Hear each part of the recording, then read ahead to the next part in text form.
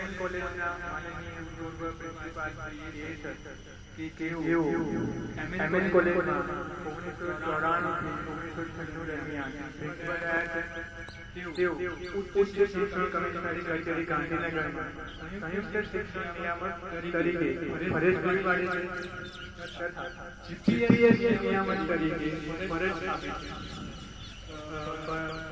તેઓ ગુજરાતી વિશ્વકોશમાં લેખક તરીકે કાર્ય રહ્યા છે.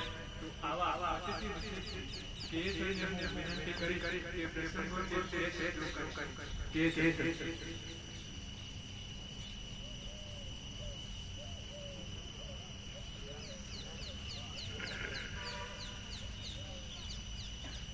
જય હિન્દ.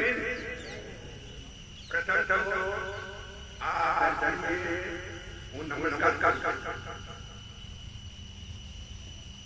વિષ્ણુ કરવાસીઓ અને ખાસ કરી એમએન કોલેજના પરિવાર અને આપના સૌના માટે આ 15મી ઓગસ્ટ 2021 નો સુપ્રભાત. એમએન કોલેજના માનનીય પૂર્વ પ્રિન્સિપાલ શ્રી એ સર કે જેઓ એમએન કોલેજમાં 1994 થી 1996 દરમિયાન પ્રિન્સિપલ રહ્યા છે તેઓ ઉચ્ચ શિક્ષણ કમિશનરી કચેરી ગાંધીનગરમાં સંયુક્ત શિક્ષણ નિયામક તરીકે ફરજ પૂરી પાડે છે તથા જીપીએસ નિયામક તરીકે ફરજ આપે છે. તેઓ ગુજરાતી વિશ્વકોશમાં લેખક તરીકે કાર્ય રહ્યા છે. તો આવા અતિથિ કે થઈને હું વિનંતી કરીશ કે પ્રસંગો જે છે તે છે.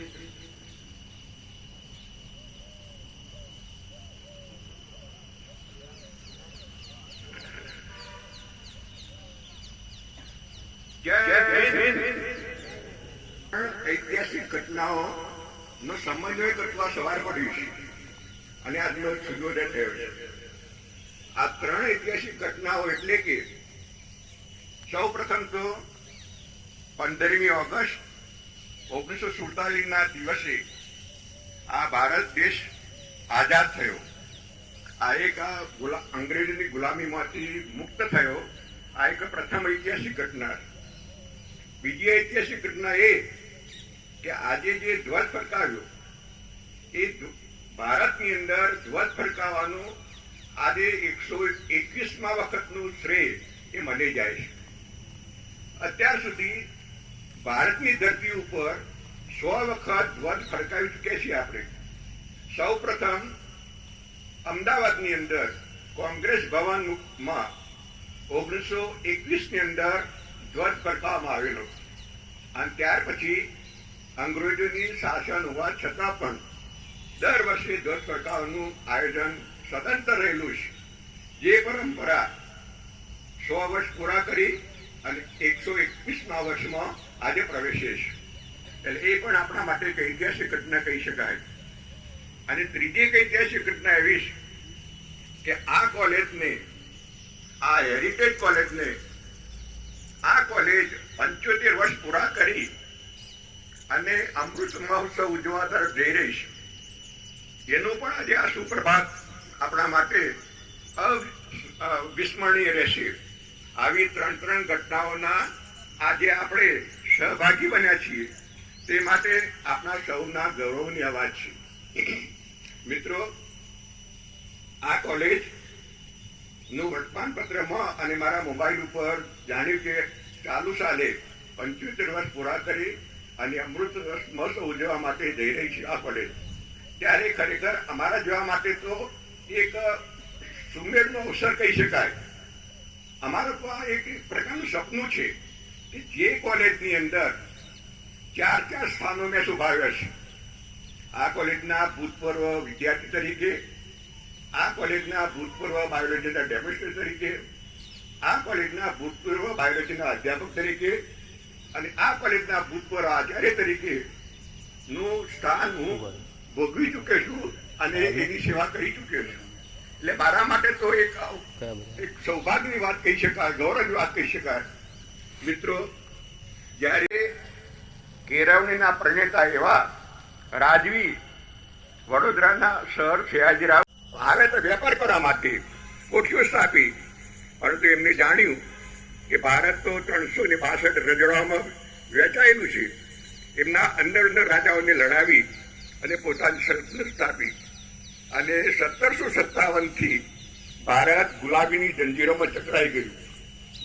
100 વર્ષ સુધી ભારતની પ્રજાને એટલો ત્રાસ આપવામાં આવ્યો અને ત્રાસને પરિણામે 1857ની અંદર ભારતની અંદર સ્વાતંત્રતાની ચળવળ શરૂ થઈ, એક વિપ્લવ શરૂ થયો અને 1857 પછી 1942 સુધી સ્વતંત્રતાની ચળવળ ચાલુ જ રહી. એમાં અનેક નવયુવાનોએ, અનેક સપૂતોએ દિવસ આપણા માટે એક સુવર્ણ દિવસ બની ગયો અને ત્યાર પછી એ સ્વતંત્રતાના આપણે એ ભાગશાળી બન્યા. મિત્રો, આજના દિવસે આપણા સૌના ભારતીય નાગરિકો માટે 2 બાબત મહત્વની બને છે. પહેલી બાબત એ કે આપણે શહીદ થયેલા યુવાનો, અરે તમે વિચાર કરો કે શહીદોની સંખ્યા કેટલી હતી. એ વખતે લડતની અંદર અમદાવાદ ગુજરાતનું એપિસેન્ટર હતું. એકલા ખાડિયાની અંદર હાલની તારીખે 65 શહીદોની ખાંભી આવેલી છે. આટલા નવયુવાનોનું લોહી રેડાયા પછી ગુજરાતને અને ભારતને સ્વતંત્રતા પ્રાપ્ત થઈ છે. એટલે એ શહીદ વીરોને આપણે આજના દિવસે યાદ કરવા એ આપણી પવિત્ર ફરજ બને છે. એટલે શહીદોને યાદ કરીએ. અને તેથી જ કોઈ કવિએ ગાયું છે કે શહીદોની બલિદાની એ યાદ કરવું, એ મેરે વતન કે લોગો જરા આંખ में भर लो पानी, जो शहीद हुए है उनकी યાદ કરો કુરબાની. અને શહીદો અંતે એટલું પણ કહે છે એ પંક્તિની અંદર કે અબ તો તમારે હવાલે વતન સાથીઓ, અમે તો જઈએ છીએ પણ આ વતન તમારે હવાલે કરતા જઈએ. એટલે મિત્રો, આજના દિવસે આપની બીજી પણ એ જવાબદારી બની જાય છે કે આપણને પ્રાપ્ત થયેલી આ સ્વતંત્રતા એનું જતન કરવાની, એનું રક્ષણ કરવાની અને એનું સાર્વભૌમત્વ જાળવી રાખવાની જવાબદારી આપણી સૌની છે. અને એ આપણે નિભાવવા માટે આપણે જે સ્થળે હોઈએ, આપણને જે ફરજ કુદરતે આપી હોય એ ફરજ પ્રત્યે સજાગ રહી વફાદારીપૂર્વક ફરજ નિભાવી અને આ દેશના વિકાસની અંદર યશભાગી બનીએ એવો આજના દિવસનો સંકલ્પ રહેલો છે. જય હિન્દ.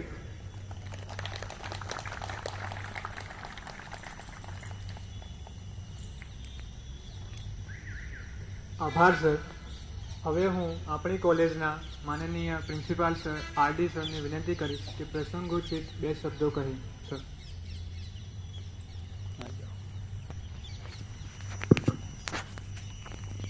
ભારત માતા કી, ભારત માતા કી, ભારત માતા કી જય. આજના 15મી ઓગસ્ટ 2021 અને 75મો સ્વાતંત્ર્ય દિન નિમિત્તે આજે પધારેલ આપણા મુખ્ય મહેમાન આ કોલેજના ભૂતપૂર્વ પ્રિન્સિપલ ડૉક્ટર કાશીભાઈ પટેલનું હું હાર્દિક સ્વાગત કરું છું. આજે પધારેલ આપણા ભૂતપૂર્વ અધ્યાપકો, હાલના અધ્યાપકો, બદલી પામીને આવેલા હાજર રહેલા અધ્યાપકો, એનસીસીના વિદ્યાર્થીઓ, એનએસએસના વિદ્યાર્થીઓ અને વર્ગ 3 અને વર્ગ 4નો સ્ટાફ મિત્રો તેમજ વિસનગરના પ્રજાજનો તમામનું આજે 15મી ઓગસ્ટ 2021ના 75મા સ્વાતંત્ર્ય દિવસે એમને સ્વતંત્રતા દિવસ નિમિત્તે શુભકામનાઓ પાઠવું છું અને તેમનું હાર્દિક સ્વાગત કરું છું. સાહેબે જેમ વાત કરી તેમ આજનો દિવસ ખૂબ જ અગત્યનો છે. 1.5-2 વર્ષની કોરોના મહામારીમાંથી અને ભયના વાતાવરણમાંથી આપણે ધીરે ધીરે બહાર નીકળતા જઈએ છીએ અને થોડો હાશકારો અનુભવતો જઈએ છીએ.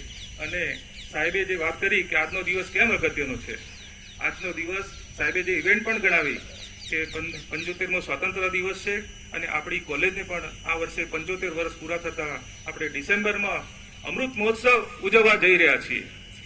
આ અમૃત મહોત્સવની ઉજવણી ભવ્ય રીતે આપણે કરવા માંગીએ છીએ. જો કોરોના આપણને સાથ આપે, કોરોનાથી આપણે મુક્ત સંપૂર્ણ મુક્ત થઈએ તો એટલો ભવ્ય રીતે ઉજવીશું કે આ વિસનગરની જનતા, ભૂતપૂર્વ વિદ્યાર્થીઓ અને તમામ યાદ રાખશે કે આ ખરેખર એક ઉત્સવનું પર્વ છે. આપણે ઉત્સવના પર્વ વચ્ચે આપણે આજે સ્વતંત્ર દિવસ ઉજવીએ છીએ તો થોડી સ્વતંત્ર ability to live our life without being helped or influenced. આપણે આપણું જીવન કેળવાની શક્તિ મેળવીએ કોઈના હેલ્પ વગર કે કોઈની ઇન્ફ્લુઅન્સ વગર, એ ખરેખર સ્વતંત્રતા છે. આ જે ડેફિનેશન છે એના ઉપર ખૂબ વિચાર કરવા જેવો છે કે આજે આઝાદીના 75 વર્ષ થઈ ગયા, પણ એના પહેલા 200 વર્ષથી આપણે જે ગુલામી વેઠી છે, તો એ ગુલામીમાંથી બહાર નીકળવા માટે જે શહીદોએ ભોગ આપ્યો છે, અહિંસક રીતે શહીદ ભગતસિંહ, ખુદીરામ બોઝ, મહાત્મા ગાંધીજી, સરદાર વલ્લભભાઈ પટેલ, આવા રાણી લક્ષ્મીબાઈ, અનેકનો શહીદોનો ભોગ લેવાયો છે.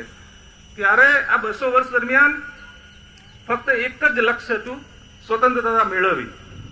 અને સ્વતંત્રતા મેળવવા માટે ડુ ઓર ડાય, મરી જાઓ, જે દેશ માટે જે કરવું પડે કરી જાઓ, પણ સ્વતંત્રતા મેળવો. આ સ્વતંત્રતા કેમ મેળવવી જરૂરી છે? શા માટે જરૂરી છે? સ્વતંત્રતાનો શું હેતુ છે? સ્વતંત્રતાથી આપણને શું મળે છે? સ્વતંત્રતા આપણને કેટલી તકો આપે છે. પહેલી તક છે બિલીવ ઇન યોર સેલ્ફ. બીજું છે કે પેશન આપે છે આપણને, પોતાને જે કરવું હોય એ કરી શકો છો તમે. પછી આપણને આપણી રીતે જીવવાની તક આપે છે. આપણી મરજી મુજબ આપણે કાર્ય કરી શકીએ છીએ. સેલ્ફ મોટિવેટેડ, આપણે જે આપણને ઈચ્છા થાય, જે રીતે આપણે આપણી કેરિયર બનાવી છે, એ બધી તક આપે છે.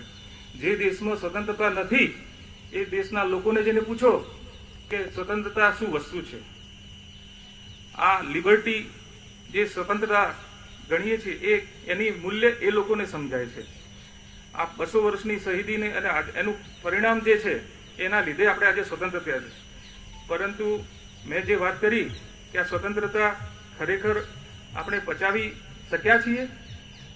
200 વર્ષની શહીદીના અનુભવે આપણે જે સ્વતંત્રતા મેળવી, એ સ્વતંત્રતા આજે કેટલા અર્થમાં આપણે એને સાકાર કરી શક્યા છીએ? શું આજે ધીરે ધીરે આપણે સ્વતંત્રતાથી પરતંત્રતા તરફ જઈ રહ્યા છીએ?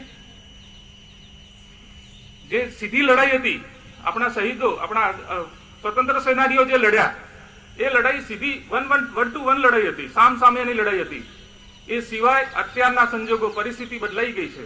અત્યારે ઇનડાયરેક્ટ લડાઈ ઘણી બધી આવી ગઈ છે, અને એ ઇનડાયરેક્ટ લડાઈમાં ધીરે ધીરે આપણે સ્વતંત્રતા પર જઈ રહ્યા છીએ. સાયબર હુમલા,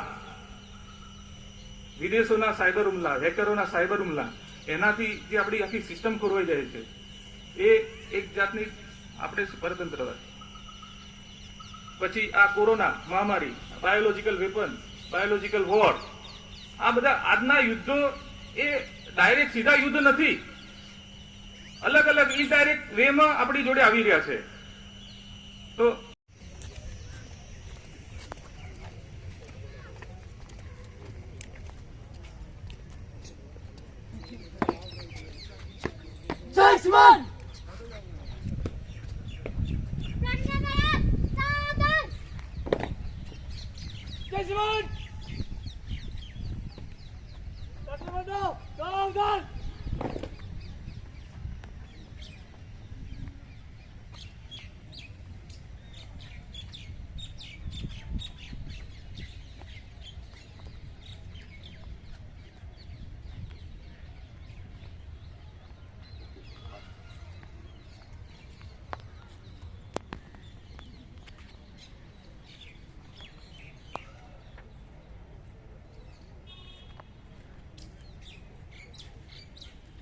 Slow!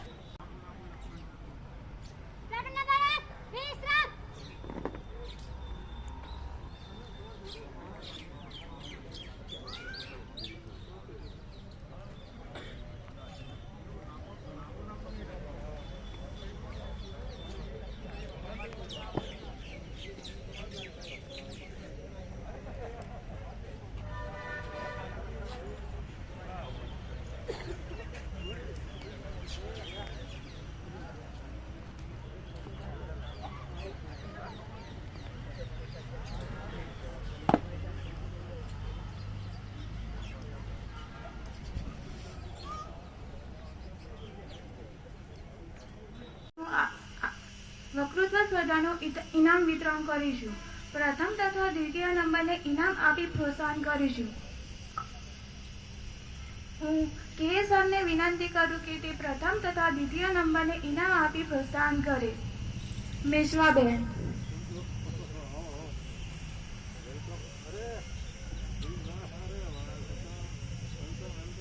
શ્વેતાબેન,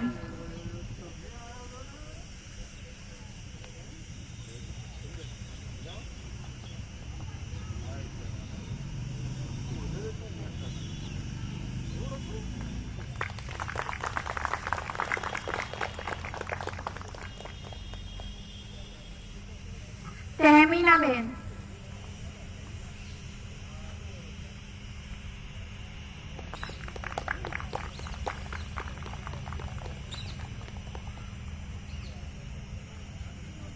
મુસ્કાનબેન, પાર્થભાઈ,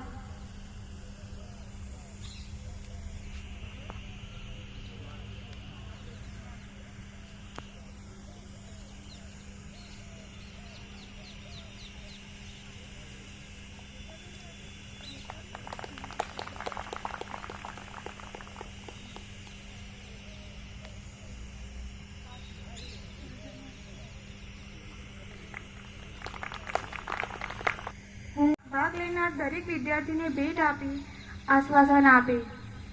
સચીબેન,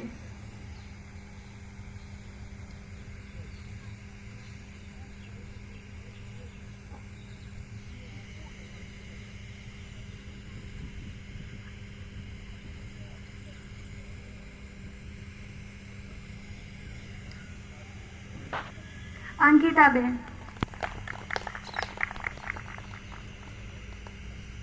વિધિબેન, વિધિબેન,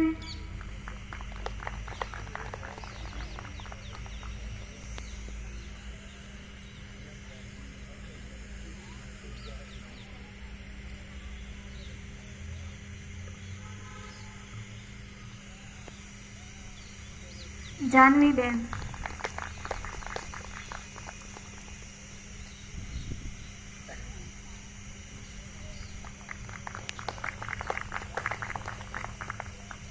આભાર સર.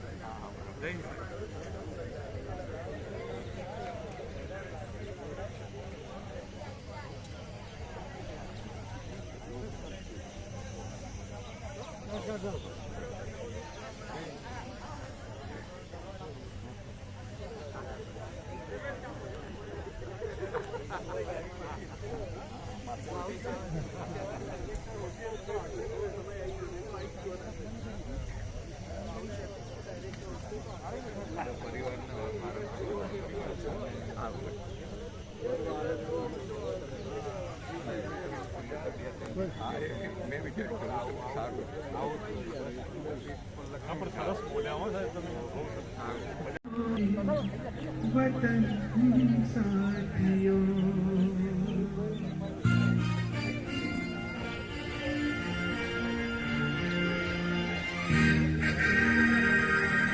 चले हम फिदा जानो तन साथियों, अब तुम्हारे हवाले वतन साथियों. चले हम फिदा जानो तन साथियों, अब तुम्हारे हवाले वतन साथियों.